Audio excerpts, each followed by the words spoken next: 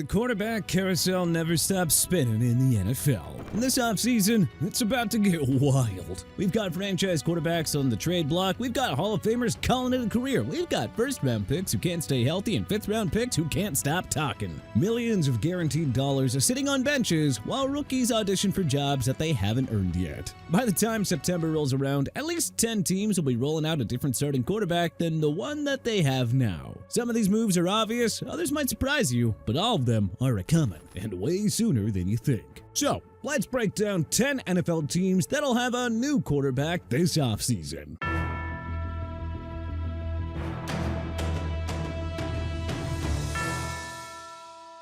Miami Dolphins. The Dolphins might steal a few wins in the back half of the season, but don't let that fool you. The Tua Tagovailoa era in Miami is running out of time. This season has been a complete disaster. Tua has been among the league leaders in interceptions all year, and his efficiency numbers have completely cratered. He was benched for 7th-round pick Quinn Ewers during a blowout loss to Cleveland, where he threw 3 picks and looked completely lost. The $212 million man was watching from the sideline while a rookie out of Texas ran the offense. Yeah, the Dolphins have strung together some wins since then, and yeah, Tua is still technically the starter, but I mean, come on, the damage is done. The front office already fired GM Chris Greer mid-season, and it's hard not to think that Mike McDaniel is a dead man walking, regardless of what is said publicly. This regime is currently on life support, so don't be surprised if both the quarterback and the head coach are gone by this time next year. Cleveland Browns. Cleveland was wise to take a flyer on Shedeur Sanders, but it's impossible to deny that the cultural fit was never quite right. And it feels like the franchise is just kind of eager to move on. Sanders fell all the way to the 5th round despite being projected as a first-rounder. The Browns traded up to grab him, gave him a shot as a starter down the stretch, and watched him put up some flashy numbers, including a monster game against the Titans where he accounted for 4 touchdowns. But man, the antics have worn thin. The silent treatment with reporters, the comments about being better than other NFL quarterbacks before he even started a game, the constant circus that follows his family everywhere. After the Deshaun Watson disaster, the last thing that Cleveland wants is another quarterback who brings more drama than wins. The Browns have 2 first-round picks in 2026, their own and one from Jacksonville. They're in position to take a quarterback like Dante Moore or Ty Simpson and start fresh with someone who actually fits the culture that they're trying to build. Sanders has shown that he's got some talent. I don't think anybody can really deny that. But Cleveland has seen enough to know that he is not the guy that they want as the face of the franchise. This offseason, they're going to find someone who is, even if that ends up being a huge mistake. Minnesota Vikings. Minnesota is going to bring in a veteran quarterback this offseason. They'll say all the right things about competition. They'll give J.J. McCarthy one more chance to prove himself. And you know what? He's going to lose the job anyway. McCarthy's 2025 season has been historically bad. His passer rating and interception rates are among the worst we've seen for any quarterback through their first handful of starts in over 2 decades. He's been at or near the bottom of the league in every major efficiency metric. He holds the ball too long, takes too many sacks, and makes way too many mistakes at the worst possible times. The Vikings went 14-3 last year with Sam Darnold running this offense. But with 9 in the lineup, they've been one of the most disappointing teams in football this season. Justin Jefferson's body language on the sideline tells you everything about how the star receiver feels watching his quarterback miss open throws. It feels like one of those open secrets where everyone knows what's happening, perhaps except JJ. McCarthy will get his chance in training camp, he just won't win it. And the 10th overall pick of 2024 is about to become an expensive backup in many. Indianapolis Colts. Daniel Jones was having an MVP caliber season. Then his Achilles blew, and the Colts season felt like it went with it. Jones was playing at an elite level. His QBR ranked inside the top 10, and the Colts looked like legitimate playoff contenders. The guy who got laughed out of New York was proving everyone wrong. And then, well, that all ended on one play against Jacksonville. Now Indianapolis has a massive problem. Jones is a free agent, and Achilles recovery takes 9 to 12 months. A franchise tag would cost north of $45 million for a quarterback who might not even be ready for week 1.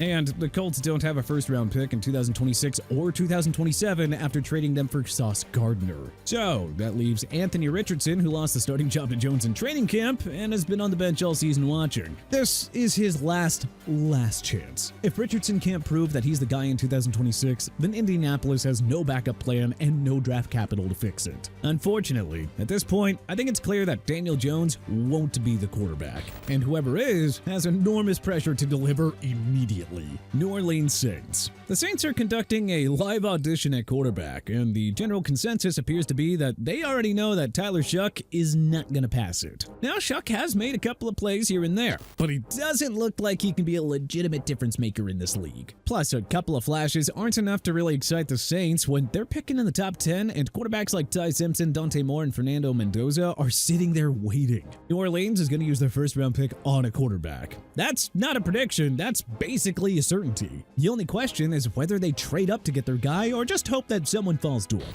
Shuck might stick around as a backup, Rattler's probably gone though, but neither of them will be the starter when the 2026 season kicks off, at least not long term. The Saints need a franchise quarterback, and they're going to try and go get one. New York Jets. Another year, another failed quarterback experiment in New York. The Jets signed Justin Fields to a 2-year, $40 million deal this offseason, thinking that maybe he could be the answer after the Aaron Rodgers disaster. Yeah, spoiler alert, he wasn't. Fields struggled mightily as a starter, winning just a couple of games while the offense ranked dead last in the league in passing yards per game. He got benched for Tyrod Taylor after owner Woody Johnson publicly criticized his play. This offense looked broken from week 1, and nothing improved as the season went on. Fields took a beating behind that offensive line and couldn't make plays consistently enough to justify keeping him in there. But here's the good news for New York. They have 5 first-round picks over the next 2 years. They have the ammunition to trade up for a top quarterback prospect or swing a blockbuster deal. The new regime under Aaron Glenn and Darren Muji will want to handpick their own guy. Fields will probably stick around as backup, but his days as gangrene starter are over. So, the carousel spins on. Pittsburgh Steelers. While he may not have fully come to terms with it himself, or, I don't know, at least finalize the decision publicly, Aaron Rodgers is going to retire after the season. He told Pat McAfee in June that he was pretty sure that this would be his final season, and the belief in league circles is that it's just a matter of time until he announces it at this point. The 42-year-old has brought just enough to the table in Pittsburgh this season, but it just doesn't look like he's got much left in the tank. He's been efficient, he's protected the football, and he's given the Steelers legitimate quarterback play for the first time in years. But I mean, come on. No one is mistaking him for the number 12 of years past.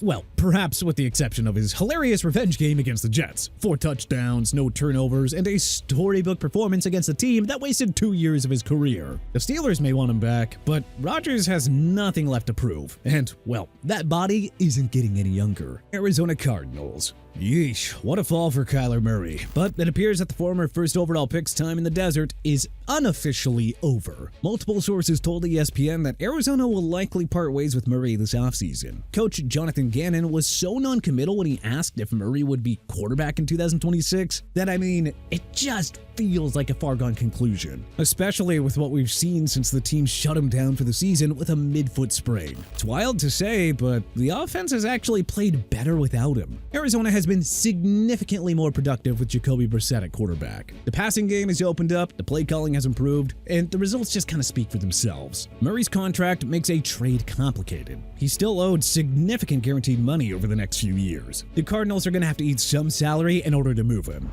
Executives around the league think that his trade value is like a mid-round pick at best. But man, make no mistake, this marriage is ending. The Raiders, Jets, and Vikings, well, they've all been mentioned as potential destinations. Arizona will draft a quarterback or pursue one in free agency. Kyler Murray was supposed to be the franchise. 6 years later, and the Cardinals are just ready to move on. Las Vegas Raiders. The Geno Smith experiment was a disaster from the moment that it started, and now the Raiders are right back where they began. Las Vegas traded a third-round pick to Seattle for Smith, then gave him a nice, fat 2-year extension, and somehow deluded themselves into thinking that the glorified journeyman alongside Pete Carroll could recapture the magic from Seattle. Instead, they got one of the worst records in football, a league-leading interception total, and a collection of embarrassments. Smith is 35 years old, and the tape just kind of tells you everything you need to know. His deep ball, once a real weapon, has completely vanished. His passer rating on throws traveling 15-plus yards is among the worst in the league, and he cannot evade the pass rush at all. The Raiders have a ton of projected cap space for 2026, among the most in the NFL. They'll have a top 5 pick in the draft. They have every resource that they need to find a real quarterback. Heck, Kyler Murray makes sense if they want a veteran. Dante Moore or Ty Simpson could also be there in the draft. Hell, they could even trade up for the top prospect if they're aggressive enough.